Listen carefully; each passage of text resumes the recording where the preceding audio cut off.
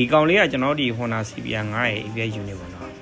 ကျွန်တော်ဒီ CBR 9တွေရောက်လာတာကျွန်တော် ABS မီးလို့ရောက်လာ ABS မီးလင်းလို့ရောက်လာတာပေါ့နော်ရောက်လာတဲ့ခါကျတော့ကျွန်တော်စစ်ကြည့်တော့ ABS unit ကိုလည်းစက်တွေပိုင်းဝင်ဖတ်လို့မရတော့မဖတ်တော့ ABS unit ကိုကြည့်တော့ ABS unit ကခွဲထားတယ်ပေါ့နော်အဲ့နဲ့ဘာကြောင့်ခွဲထားရလဲကျွန်တော်လိုက်ကြည့်တော့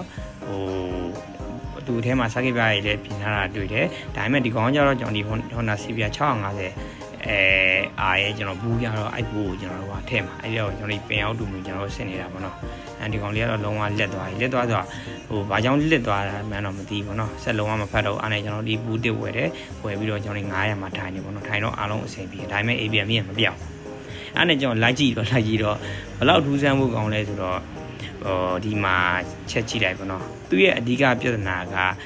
ABS sensor ကိုတိုင်းတော့ resistance ကောင်းတယ်အဓိကပြဿနာABS sensor နဲ့ ABS sensor ကိုဖမ်းတဲ့ဝှီးပေါ့နော်ဝှီးရဲ့အကွာဝေးကလိုအပ်တဲ့ပူကြီးဟနေတဲ့အချိန်တော့ ABM ကမပြောက်ဘူးမပြောက်တာကိုဒီအရင်ဟိုနာတွေက ABM မပြောက်တော့ဘူးတွေပိုင်းဖွင့်ပြင်လိုက်တာနေမှာပေါ့နော်မမျိုးဘူးတော့ကောင်းပါလေဒါပေမဲ့ဘူးကလည်းလုံးဝအလုံးမလို့တော့ပြီးတော့ဝယ်စီးတဲ့ကိုကြီးကလည်းနောက်လူပြန်ရောက်တဲ့ခါကျရင်နောက်လူစိတ်ချမ်းသာအောင်ပေါ့နော်ဘူးအစ်စ်ပဲထဲမယ်ဆိုပြီးတော့သူအစ်စ်ပဲဝယ်ထဲသွားတာပေါ့နော်ပြောချင်တာအစ်စ်ဝယ်ထဲပြီမဲ့လည်းတက်လိုက်တော့မကောင်းဘူးပေါ့နော်မကောင်းတော့လိုက်ကြည့်တော့ဖြစ်တာကနောက်ဆင်စားဖြစ်နေတာအဲ့ဒါအရင်လူတွေကဘူးကြောင့်ဒီ ABS unit ကိုခွဲပြီးပြင်လိုက်လေတော့မသိဘူးပေါ့နော်